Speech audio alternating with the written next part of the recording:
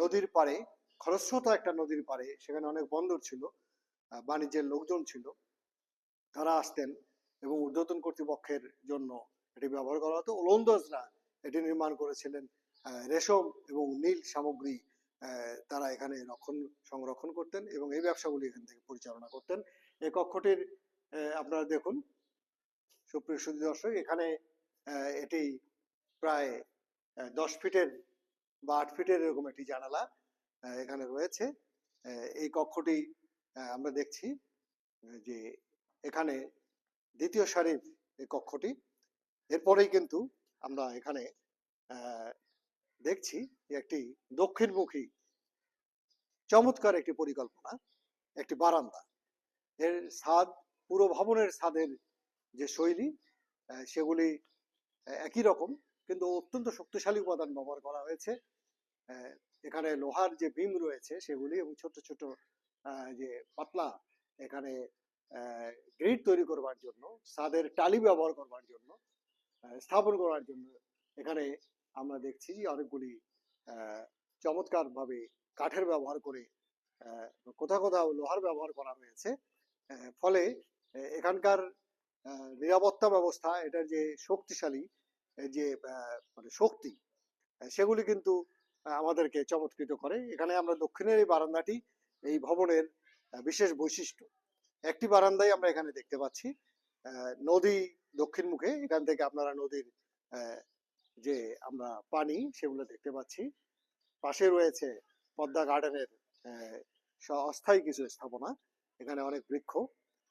এখানে ঐতিহাসিকভাবে যদি কল্পনা করা যায় তাহলে এখানে যারা বসবাস করতেন, বসবাসকারী যারা ছিলেন, তাদের বসবাসের জন্য, তাদের রুচি, তাদের পরিমার্জিত বোধের জন্য তারা কিন্তু এই জায়গাটি ব্যবহার করেছেন। এবং এর যে পরিকল্পনাকারী ছিল, সে পরিকল্পনাকারীর যে চিন্তা ছিল, এবং আমরা পরবর্তী সময়ে বই পুস্তক থেকে যেটা জানতে পেরেছি, প্রায় এখানে সব ধরনের কর্তৃপক্ষই ছিল। মেদিনীপুরের জমিদারদের হাতে এটা কিছুদিন ছিল। রবার্ট ওয়াটসন নামে একটি ইস্ট ইন্ডিয়া কোম্পানির কাছ থেকে ক্রয় করে নেওয়া একটা কর্তৃপক্ষ ছিল। এখানে আমরা জানি যে ওলন্দাজ তারা ছিল। 1857 সালের পরে এখানে বিদ্রোহ দমনের জন্য এটি একটি সদর দপ্তর হিসাবে ইস্ট ইন্ডিয়া কোম্পানি ব্যবহার করেছে। এই ধরনের অনেক ধরনের স্মৃতি এবং কর্তৃপক্ষের পরিবর্তন, হস্তান্তর হয়েছে, কারণ এই ভবনটির নির্মাণ শৈলী এবং এর যে অন্যান্য কলা কৌশলগুলি ছিল বসবাসের জন্য কিংবা অন্যান্য আনুষ্ঠানিকতার জন্য, সবার যে কার্যক্রম সেগুলির জন্য আমরা দেখেছি আয়তাকার কক্ষগুলি ব্যবহার করা হতো। সুপ্রিয় সুধী দর্শক, আমরা এখানে আপনাদেরকে খুব সংক্ষেপে অনেক কিছুই দেখবার চেষ্টা করেছি, কিন্তু সেটি আসলে অনেকগুলি পর্বের প্রয়োজন। পরবর্তীতে কর্তৃপক্ষের সঙ্গে আলোচনা ক্রমে আমরা এটার একটি চমৎকার প্রত্নতাত্ত্বিক এবং ঐতিহাসিক প্রতিবেদন আপনাদের সামনে উপস্থাপন করতে পারবো।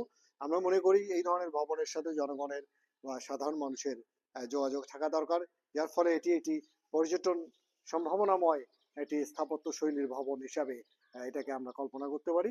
নিশ্চয়ই কর্তৃপক্ষের আমরা দৃষ্টি পাবো এবং এটিকে রাজশাহীবাসীর জন্য মুক্ত করা, এবং বাংলাদেশে যারা পর্যটন করেন, ইতিহাস প্রত্নতত্ত্ব নিয়ে যারা ভাবেন, যারা তাদের প্রেমিক রয়েছেন ইতিহাস প্রত্নতত্ত্বের, তাদের সকলের জন্য এই ধরনের যে সম্পদগুলি, সে সম্পদগুলিকে সক্রিয় করা, চালু করার জন্য আমাদের স্বপ্ন।